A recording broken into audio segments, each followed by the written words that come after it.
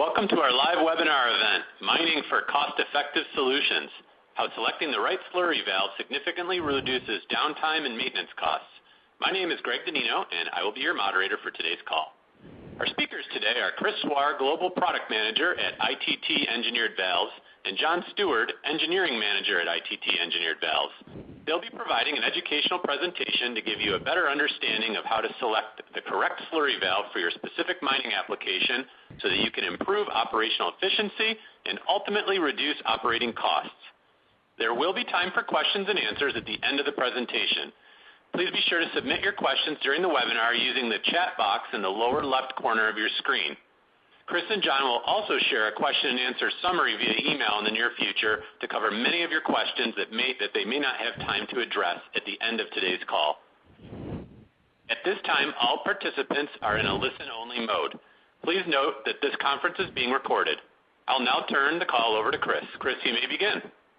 Thank you, Greg. I'd like to thank everybody for attending this webinar. Quickly, I'd like to first review some of the objectives we're looking to accomplish here today on the webinar. First would be to understand the 4 steps in understanding the application considerations when selecting slurry valves. Second would be to understand the impact of solid concentration, particle size, temperature, and pressure when determining valve type. Understanding the installation and operation criteria and how it affects the slurry valve selection, and also to determine the best valve for a slurry application. And finally, to avoid common pitfalls and reduce downtime and maintenance costs. So let's dive right into the first, to the 4 steps to properly address or consider the applications within your piping system. Number 1, the first step would be to understand what's going on inside the pipe or valve. What are the application and media parameters? 2, what's going on outside the valve and outside the pipe and valve, and what are the piping and environmental parameters associated with the application? 3rd, what are the operating characteristics of the valve? And 4th, what are the maintenance philosophies and service life expectations?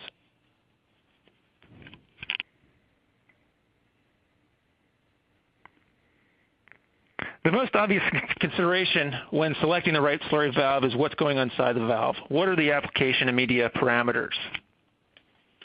So for today's discussion, we'll look at slurry valves as they relate to mining and the mining processes. There are numerous other industries outside the mining industry that utilize slurry, but for today's purposes, we'll be solely focused on mining. At ITT, we break the mine types into 3 main categories. The first would be the hard rock metals and minerals.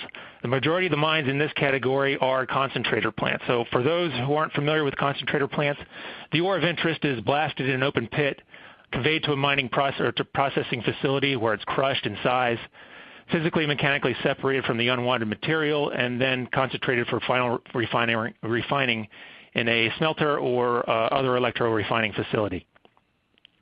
The processes in the concentrator plant are mainly related to physical separation, so the challenges faced inside the concentrator plants are usually related to abrasion and erosion, pressure to a certain degree, and corrosion and chemical compatibility are also other considerations or challenges faced within the hard rock metal and minerals type mines. The second type of mine that we consider would be the agri-minerals. The mines in this category are mainly phosphate and potash mines. For those not familiar with potash and phosphate, these minerals are the two building blocks for the fertilizer required to grow crops around the world. The technologies employed to extract the minerals of interest from the ore vary somewhat from process to process, but there is some commonality across them in that pressure and higher temperatures, corrosion, chemical compatibility are obvious challenges of concern. One additionally unique challenge that the agri-mineral industry faces would be the scaling and crystallization that shouldn't be overlooked when selecting the right slurry valve. And finally, the third type of mine where we'd like to group the mining industry into would be the oil sands. Now, there are 2 main types of mining taking place in the oil sands today: surface mining and in situ mining. In situ mining is in place or underground process that utilizes very few slurries and aren't part of today's discussion. However, slurries are everywhere in the surface mines, and the surface mines in the oil sands are all about 2 things: extreme abrasion and high pressures. Simplistically, oil and sand coexist in the deposits in the oil sands in Alberta, and the objective is to separate the two so that the oil can be processed downstream of the extraction plants. Highly abrasive slurries are pumped long distances of speeds up to 15 or 16 feet per second or 5 meters per second. Slurry temperatures plays a small role in the challenges faced in the lines here because the slurry temps are elevated during the separation process. For the most part, though, abrasion and pressure are the major concerns for the oil sands. Let's dive into abrasion, the first challenge faced inside the lines. How do we know how abrasive or erosive a slurry is? So the Hydraulic Institute has published a tool that was developed for pump manufacturers to help them understand the erosive natures of slurry based on a few basic parameters. Although this tool is developed for pumps, we're able to take this information and apply it to valves in a similar nature. So the Hydraulic Institute classifies slurries into 4 classes, Class 1 being the least abrasive or erosive, and Class 4 being the most abrasive or erosive. The parameters required to determine the slurry class are average particle size and slurry-specific gravity or concentration of solids by volume.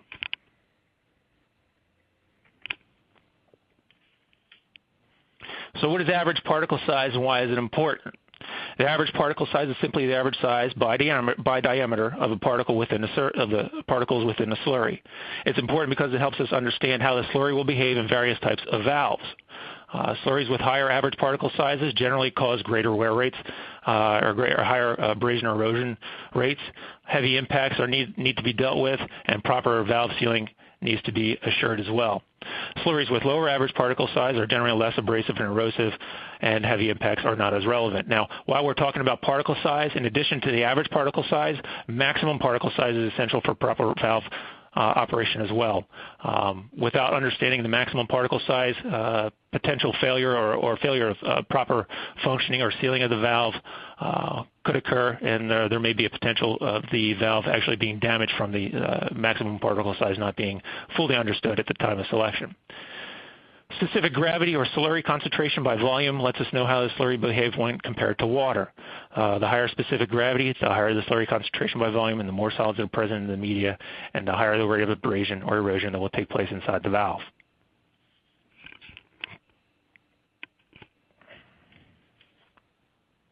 So which valves work best in slurry applications? At ITT, we classify knife gate valves into 3 main categories. The first would be face-seated. These are the very basic styles of valve, very basic valves. They're generally unidirectional, and in order to properly seal, they usually rely on line pressure to push a gate against a downstream seat. That is usually a metal-type seat, but can be made of an elastomer. These styles of valves are generally suited for light slurries with very small particle sizes, mostly suited for up to Class 1 slurries. The second would be a perimeter-seated valve. These valves are usually bidirectional, that the seal is utilized in an elastomer seat that's located around the perimeter of the gate of the valve. Due to the resilient nature of the seat, these valves are able to be applied to slurry surfaces up to Class 2 and up in through to Class 3 on occasion. The third and final type of valve class of valve that we consider would be a push-through style valve. These are bidirectional valves that seal using elastomeric sleeves that are compressed in an axial direction. The gates of the valve separate the sleeves to stop and start flow. When the gate is withdrawn, the axial forces on the sleeves allow them to seal onto each other, providing the necessary pressure boundary required to maintain the fluid media within the valve. It should be noted that during cycling of these valves, the media actually discharges from the valve until it is in a fully open or fully closed position. For this reason, these types of valves are commonly known as discharging style valves. Valves in the push-through style valves can be best used on slurries up to Class 4.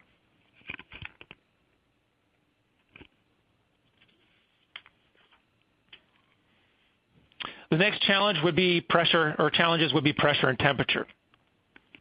These are a little more straightforward in addressing lower pressures and temperatures. Any of the valve types mentioned previously on the previous slide can be utilized.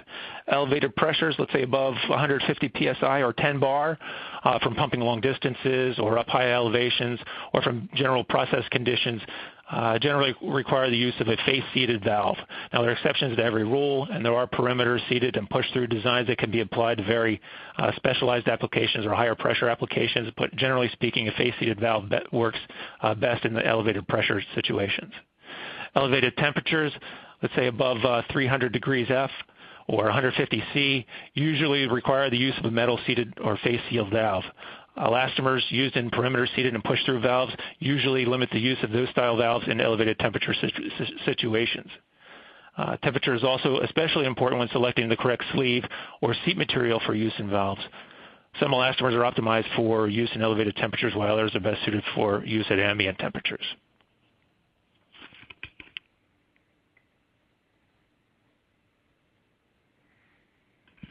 The next challenge would be corrosion. Challenges with highly reactive oxidizing or reducing agents require special material selection to prevent reactions with the valve or valve components. Factors that affect the rate of corrosion would be the type of oxidizing or reducing agents present in the media, presence of chlorides or other impurities in the media, elevated temperatures, and velocity of the media actually through the valve. When utilizing a perimeter-seated or push-through style valve, it's also important to select a sleeve or seat material that not only resists the corrosive nature of the media being handled, but it's also what we call chemically compatible with the slurry. Now, what do we mean by chemically compatible? Basically, the resistance of the elastomer to resist physical changes from exposure to specific elements or materials within the slurry. I'm not talking about corrosion. I'm talking about basically physical changes that have taken place inside the elastomer. For instance, it's not recommended that EPDM come into contact with hydrocarbons as an elastomer will swell, change dimensions, and not perform as designed. From years of experience, we've been able to develop a range of elastomers to be used in any number of applications. Most valve manufacturers will have similar material choices and publish information like you see on the screen on recommended services and services to avoid based on chemical compatibility and temperature.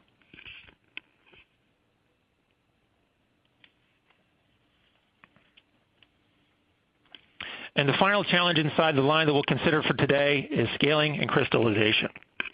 If scaling or crystallization needs to be considered, special designs could be or may need to be required for proper valve design. It's possible that standard valves can be destroyed by scale and crystallization, especially when the valve is open or closed. Seating materials can be ripped or dislodged from where they need to be for the valve to operate as designed. The seat and gate design, special coatings, and actuator control schemes can all be modified to accommodate the buildup of scale or crystallized material inside the valve. Our customers that are challenged with the scaling and crystallization have seen tremendous benefit from using specialized push-through style valves. It's called a ported slide gate valve. This design is able to break through any scaling or crystallization that has occurred inside the valve while resisting damage to any of the seat or sealing components.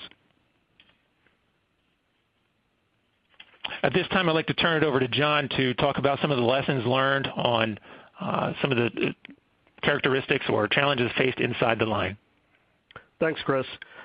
Chris and I not only wanted to share everybody on this webinar the 4 steps to understanding the application conditions, but also what the impact can be if information is misinterpreted or not available to the manufacturer at the time of order.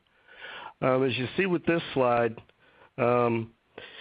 this valve has suffered a catastrophic failure. The failure started with a chemical compatibility issue between the slurry and the elastomer on the perimeter seat. This was a perimeter seated valve, and the failure set off a chain reaction. First thing that happened was the perimeter seat was attacked and slowly dissolved by a chemical additive in the slurry media. This opened a small leak path around the valve gate, and once started, the abrasive nature of the slurry eroded and literally ate through the valve body and the replacement backing ring, and then through the side of the valve. Needless to say, the slurry line was shut down. The valve body, gate, backing seat had to be replaced. Now, the solution to this was we ended up replacing the seal material. We changed it from EPDM to AFLAS, and since we made the change to replace the valve body and the backing seat and the gate, that seemed to fixed the problem, and we haven't had a reoccurrence at this site. Particle size and distribution. The application, this application in particular, when we started out, when it came to the factory, was for 1 millimeter size particles in the slurry, and then we used a face-seated type valve. The bonnet was valve sized and designed for the 1 millimeter slurry. The valve was shipped and installed, and the valves were brought online. We got a call from the site saying that the valves were not functioning properly and that the seats were tearing. And when we asked for some photos from the site, this is what we received. Instead of the 1 millimeter slurry particles, the slurry particles were actually from 1 millimeter to 100 millimeters. The result in larger than specified materials, the seats, the elastomer seats were torn, and in the next slide I can show you where the actual support liners for the seats were pulled back up through by the large particles. Once the gate went down, the large particles fell between the gate and the liners, and when they opened back up, those large particles tore the seats and the liners. And once the particles got into the lower bonnet, and built up to a certain level, when the gate was closing, the electric actuator actually bent the stem, so the stem had to replace too. The solution to this, the valves are redesigned to accommodate the larger particle size. This included a thicker gate, a longer bonnet, larger flush-out ports at the bottom of the bonnet, and all this could have been prevented if the actual site information and the actual slurry size distribution was available to the factory at the time of design.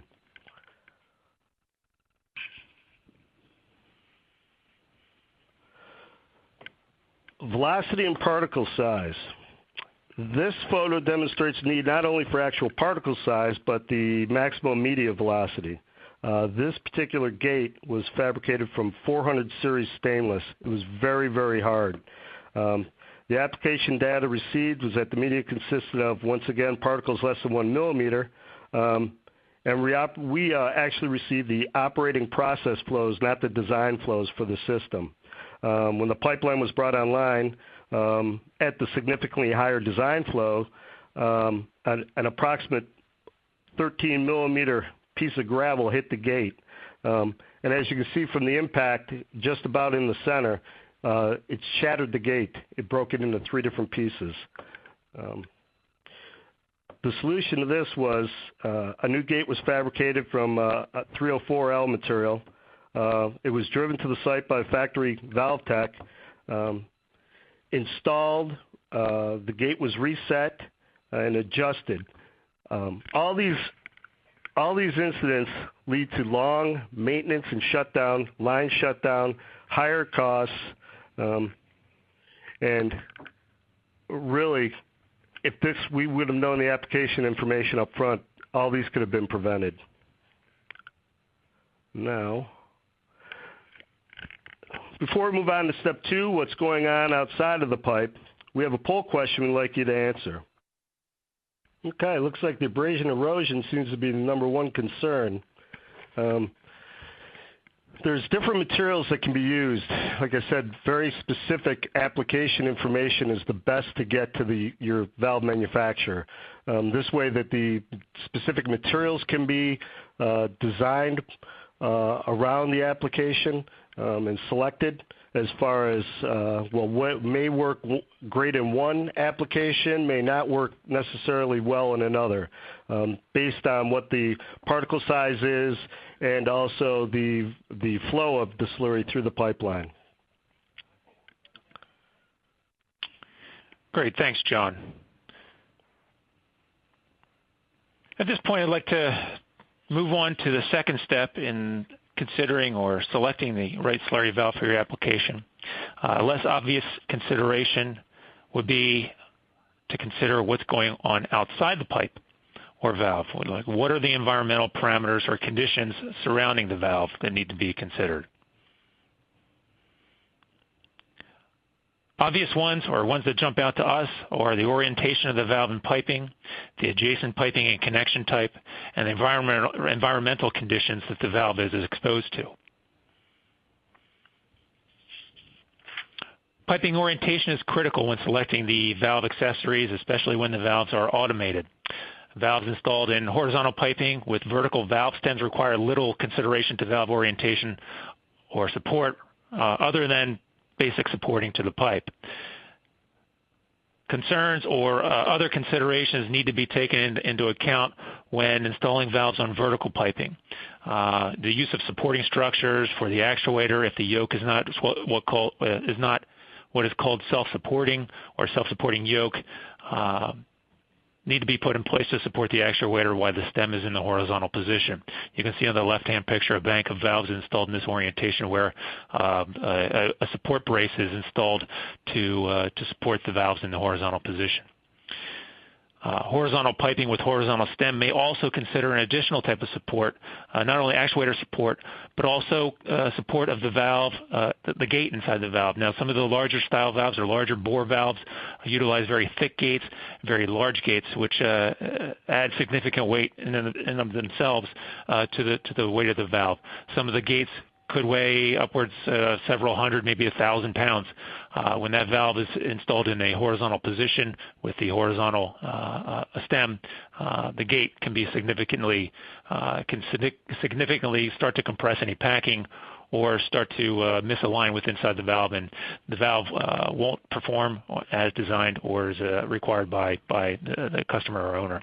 Without the additional supports or the actuator gates when they're required, owners would face a continuous battle to keep the valves and actuators functioning as designed.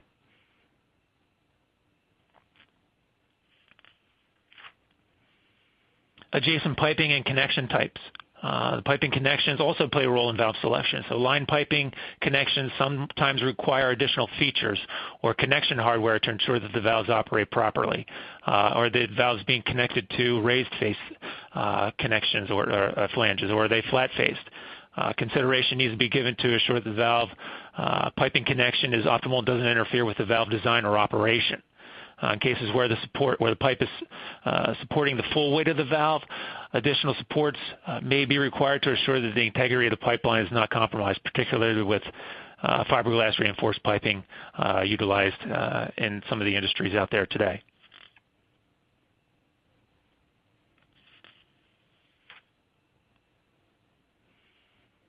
Looking at environmental conditions, these are very real challenges that need to be addressed in order for the valves to perform as designed. For those folks in the oil sands, this is a very, as you know, it's a very real consideration that needs to be taken into account. Challenges like the ambient temperature extremes, the material choices need to be selected in order to be used in the extreme hot or cold conditions. Precipitation, rain, snow, or ice. Consider how precipitation might affect the valve. Don't forget the actuator design also. One of our customers failed to consider actuator design in an outdoor application. Precipitation migrated into a vented chamber of the actuator, which necessarily wasn't a problem during the summertime.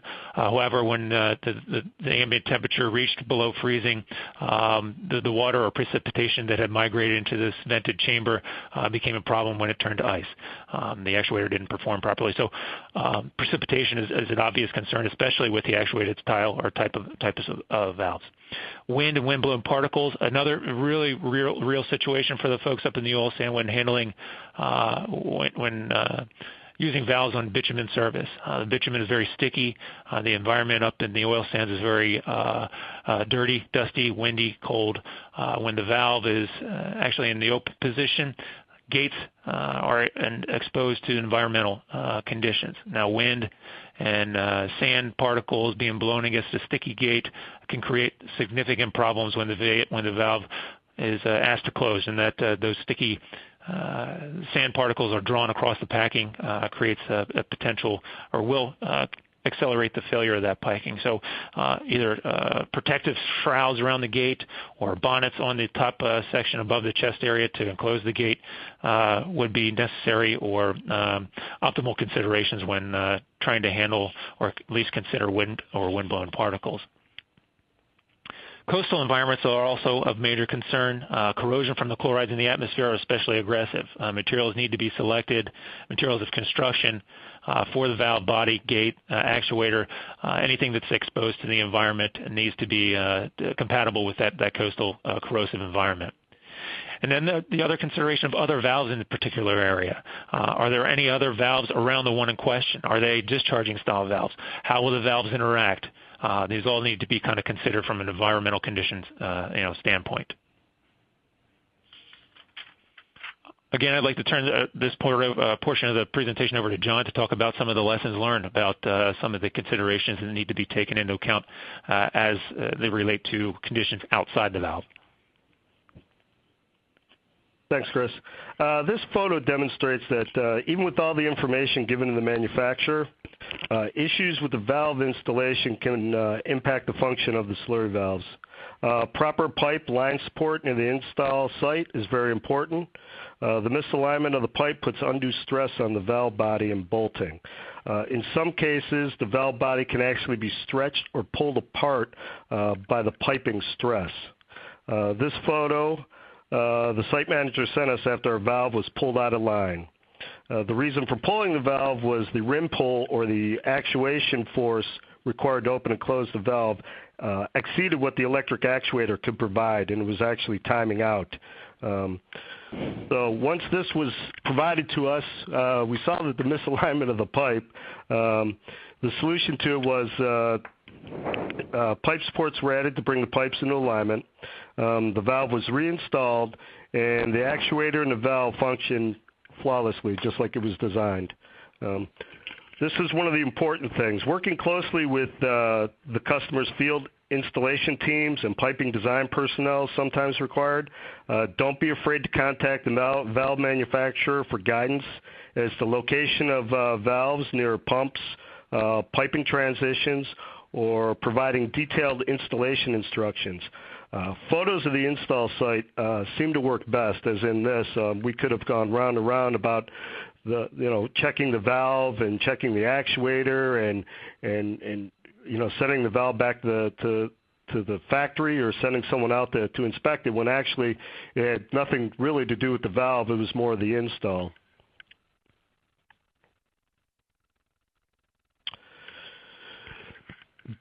Chris talked about coastal environments and the environment around the valve, outside of the pipe.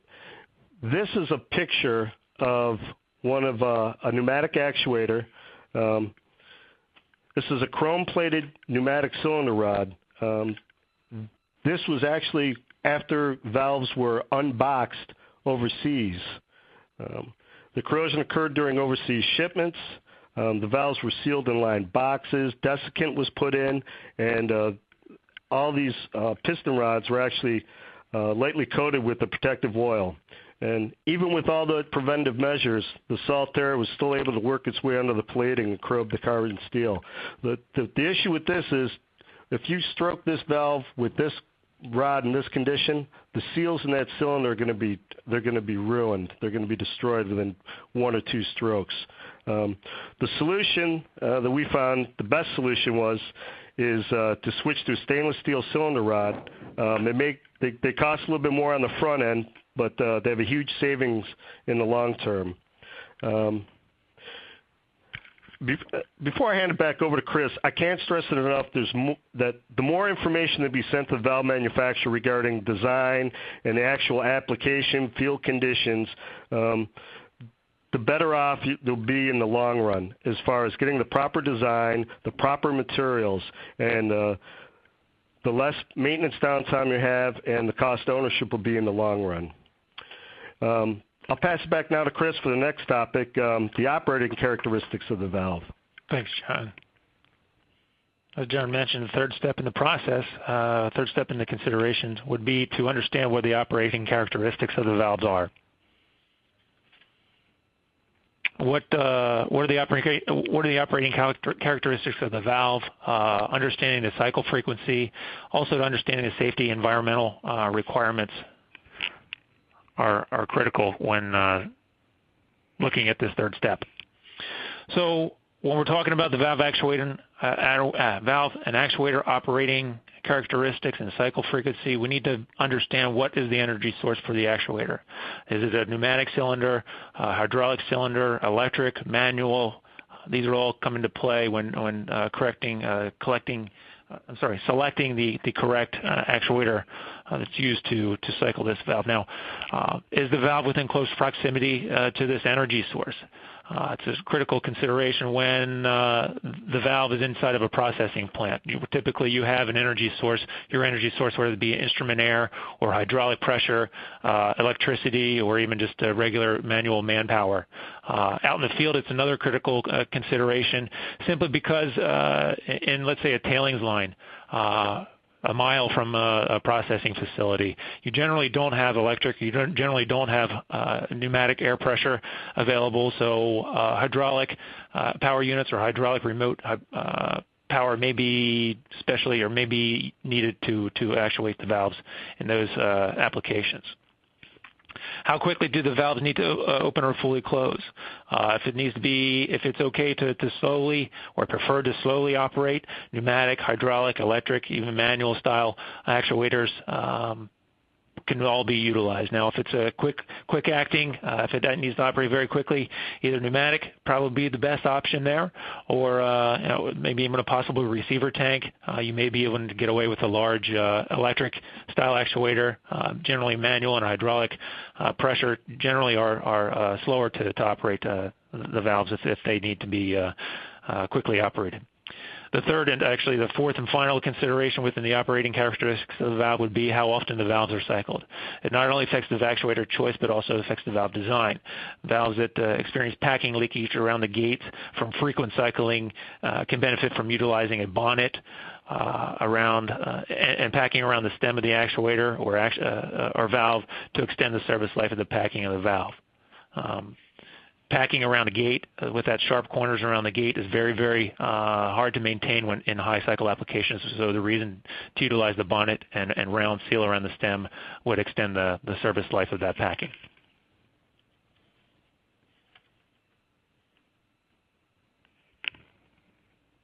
From a safety and environmental standpoint, are there requirements for the valve to create a man-safe environment downstream of the valve? Dead-end service is obvious consideration when performing either maintenance or rerouting of tailings lines.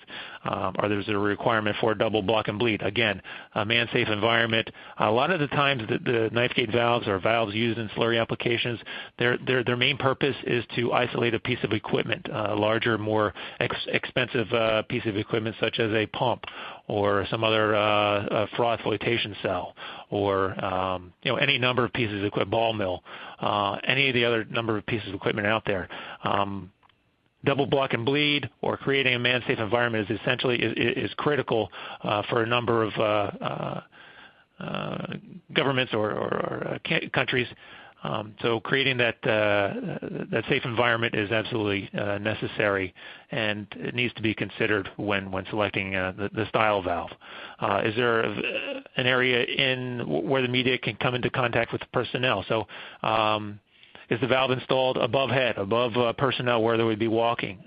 Is the valve handling media? You don't want to install, let's say, a discharging valve in that particular type of application where it would be overhead, discharging media onto either personnel or in the environment around them. Speaking about the environment, are there environmental concerns that don't allow discharge of media to the ground or without a containment system? A lot of the valve applications or media within the slurry mines have utilized some acids or reducing agents that generally aren't well received to be discharged to the ground. So there are environmental concerns that need to be addressed, again, looking at the operation of the valve.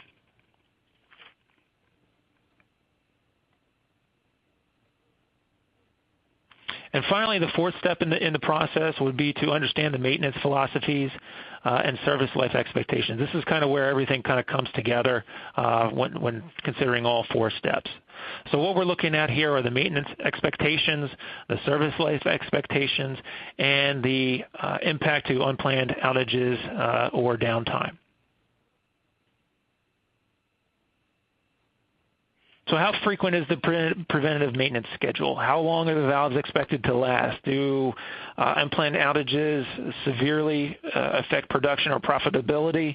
It all needs to be considered. These three expectations are kind of all related and should play a major role in selecting the right slurry valve for an application. So if the media or maintenance schedule is frequent, or the service life expectancy is short, or downtime doesn't really have a great impact on production or profitability, then a simpler basic valve design might be the right choice for the application based on first cost alone. On the other side of the coin, if maintenance schedule is less frequent, or service life expectancy is long, or downtime has a really significant impact on the profitability or production, then a more robust, finely tuned, highly customized valve design will likely be the right choice for the application. There are a number of different variables out there that need to be considered here, but the point is we're trying to make is that these intangible challenges also need to be considered when selecting the proper slurry valve for the application.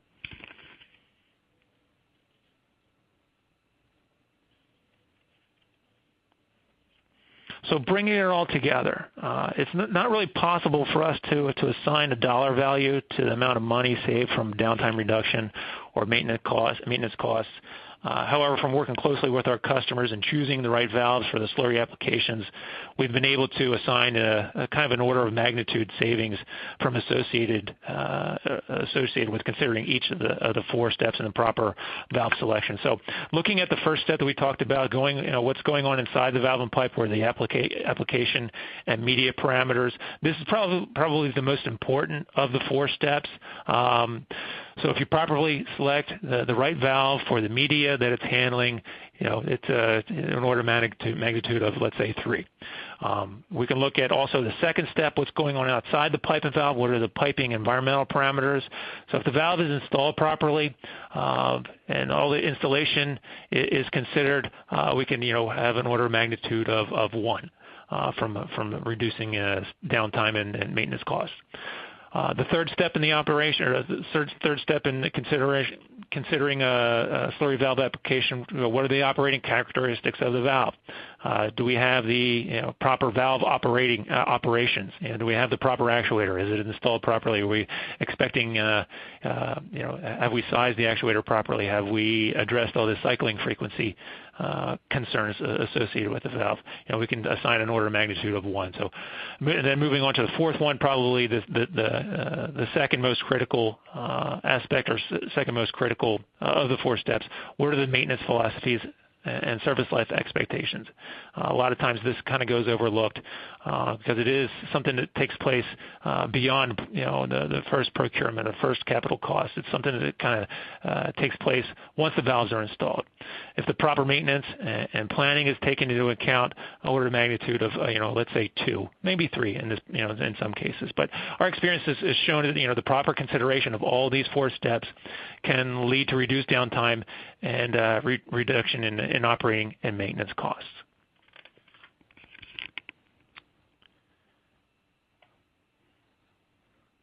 At this point, I think I'll turn it over to Greg for some of the questions that may have arisen. Thank you, Chris and John, for your presentation. It was very informative. We now have some time for questions from the audience. Our first question is, how do you prevent a natural rubber seat from sticking to the gate? EPDM has good lubricating character but tears easily during gate cycling. The natural rubber has much higher tensile strength than EPDM but sticks with gate movement. Is there another material option that falls between EPDM and natural rubber for slurry? John, do you, from an engineering standpoint, do you have some light you may be able to shed on that? Yes. It is correct. The natural rubber does have the higher tensile. It flows a little bit easier as far as seats go. The EPDM tends to bend and then tear due to that tensile strength. There's different materials you can use, but depending on what application and what kind of chemicals you have in the system, you may be limited to just one or two different materials. That's when we can kind of work with the design aspect of it to see how to maximize the service life of those seats. You can put in things that are called top hats that actually kind of protect the majority of the seat. Coatings on the gates in slurry applications, depending on what the slurry is, tend not to work too long. They tend to be worn off due to the abrasive nature of the slurries. But like I said, depending on the temperature and the chemical compatibility, a lot of times you may be limited by what materials, elastomers you can use in these applications.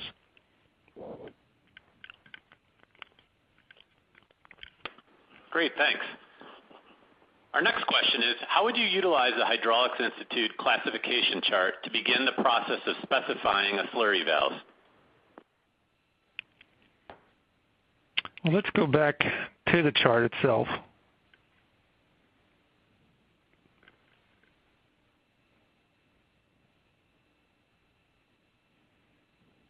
And look at, well, the two or three, actually, there are two main components that we need to properly determine the class of slurry itself, like I said.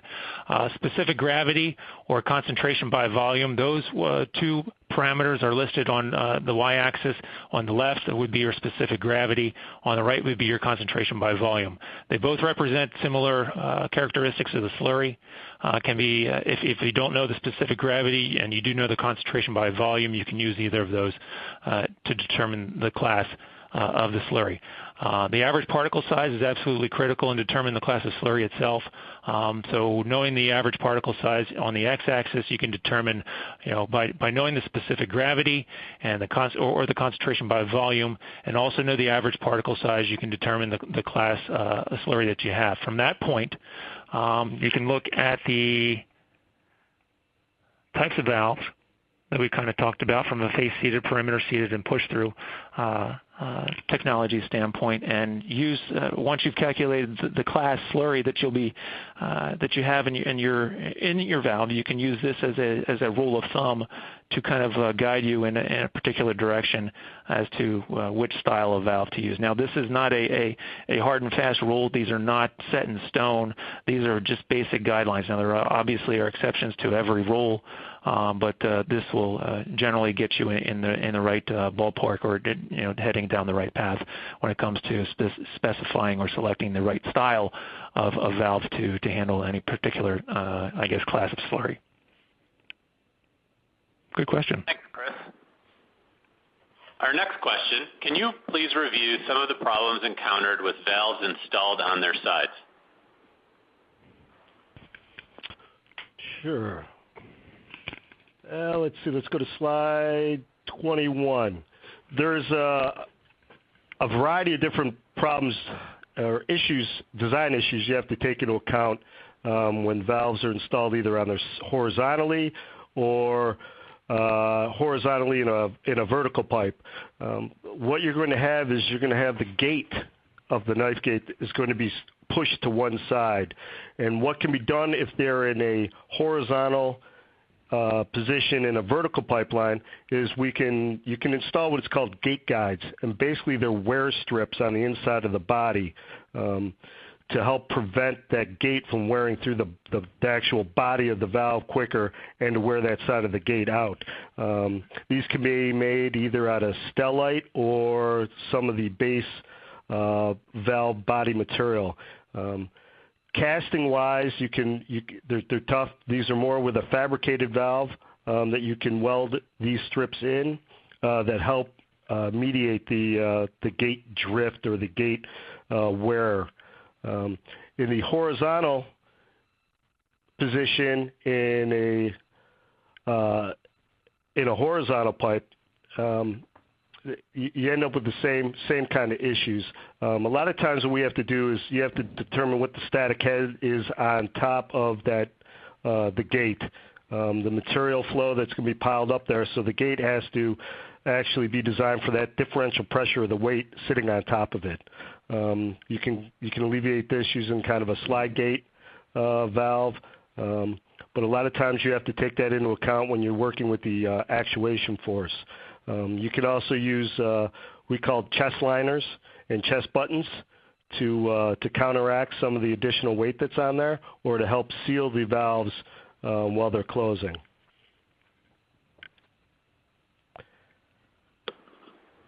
Also, I forgot, you also have to take into account the yoke.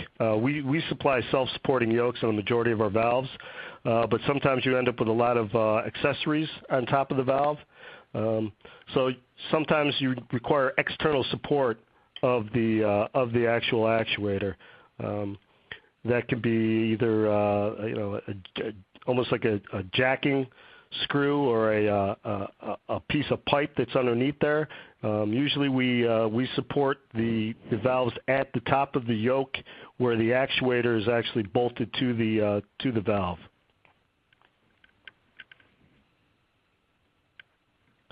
Another good question. All right, our next question is, how do you protect the edges of the gate from erosion? That's a good question. That's one we see very frequently up in the oil sands. There are a number of ways you can protect that tip of the gate. And John, step in if I forget something here. The first and probably most obvious way to reduce the erosion on the edge of the gate would be to install or provide some type of hardened tip or edge on the gate, being in the form of either stellite or chromium carbide or tungsten carbide. Probably that would probably be the best and most effective method or way to reduce the wear on the gate edge. Now, probably a more simpler solution would be to provide a gate that is obviously of hardened material. The gates of normal stainless steel construction compared to the wear rates of that of let's say a 17.4 hardened type of gate would be significantly more than the stainless steel would be greater than obviously the 17.4 gate. So of those two options, and John, if there are any more, jump in, but those were the two that kind of come to mind when protecting the gate edge. No, I agree with you, Chris. And you have to be aware sometimes when you get these coatings on the tip of the gates, if you've got elastomer seats in there, it has to be put on, it has to be ground, so the cost of those gates go up quite a bit, only because if that's a rough surface going through those seats, it's going to tear the seats. So that's one thing to be aware of. And a lot of people say, well, why don't you just stellite coat the entire gate? Well, some of the issues with that is you get warpage due to the heat input when you do those coatings. But on top of that, that surface has to be drawn back through packing. And if you've got a rough surface going through the top packing on the valve, it's going to destroy the packing, and you'll end up replacing the packing about every 3 strokes on these valves. The counter to that is that you have to polish that. Now with the stellite, it's a little bit easier, but if you get into tungsten carbide, you actually have to use diamond impregnated grinders to get that surface really smooth. You're also going to have surface cracks on those. A lot of people call up and say, hey, I've got surface cracks on my leading edge here, but that's normal with the way that the welding process to put those coatings on. So if you see cracks, like finite cracks in the surface of those leading edges, it's perfectly acceptable. It's just the kind of the nature of the beast when you use those welded on protective coatings. Great, thanks, John. It looks like we have time for one more question. And John, I think you touched on this earlier. It'd be great if you could review it again. What specific information would be helpful and should we provide to the manufacturer for valve selection? And what information does not need to be provided or is not helpful? All information needs to be provided. The more information to the factory, the better. Most valve manufacturers have a valve application data sheet. Usually get these off their website.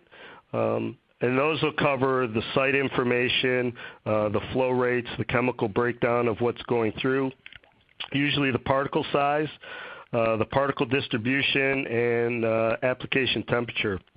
It'll also have usually has the design flow rates and application information and the actual. Sometimes we get you get a mix.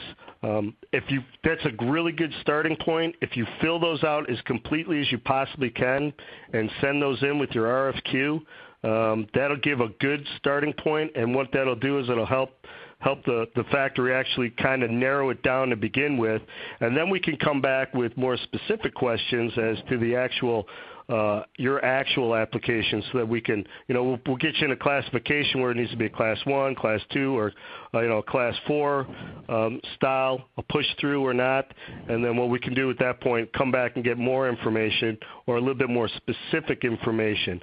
That way it kind of steers us, so we're not coming back asking a whole bunch of questions. We don't want to inundate, you get an RFQ and then you don't want to come back and say, hey, here's 50 more questions you need to answer for us. So at the best you can, fill those data sheets out, and hopefully with this presentation you'd see a little bit more of what critical things that we're looking for. What's going on inside, what's going on outside, and mainly the particle size, the flow rates, the chemical compatibility, and the particle distribution. And one of the things with the particle distribution, I was like, well, if I've got 1 inch size and I've got 1 millimeter size, what's the difference? You're going to design for the 1 inch. Well, the difference is how many of those particles do you have? And usually what happens with the slurry, depending on what the flow rate is, those bigger particles are going to settle down to the bottom. Now, you said, well, how do you protect the edge of the gate? Well, depending on what size those particles are, you can put those coatings on the end of the gate to protect from them. Or do you need to design flush ports into the valve itself, so that prior to that gate finally closing, you flush those big particles out of the way so the gate can actually complete the closing sequence. So, like I said, those data sheets are great. They're a really good starting point, and if you fill them out as much as you possibly can, you'll be miles ahead prior to sending, hey, I need a knife gate valve, and it's going into slurry RFQ to the factory, because then we're going to come back with 50 questions, which is actually going to be the valve data sheet. Great. Thanks, Chris and John. We've reached the end of our webinar. We'd really like to thank our audience for attending this live webinar event. We'd also love to hear your feedback on today's presentation so that we can continue to offer the most relevant educational information in our future webinar events. Please take a minute to complete our short survey, which appears as a link on your screen right now. This concludes today's conference. The webinar will also be archived online at engvalves.com by the end of the week. Thank you for participating. You may now disconnect.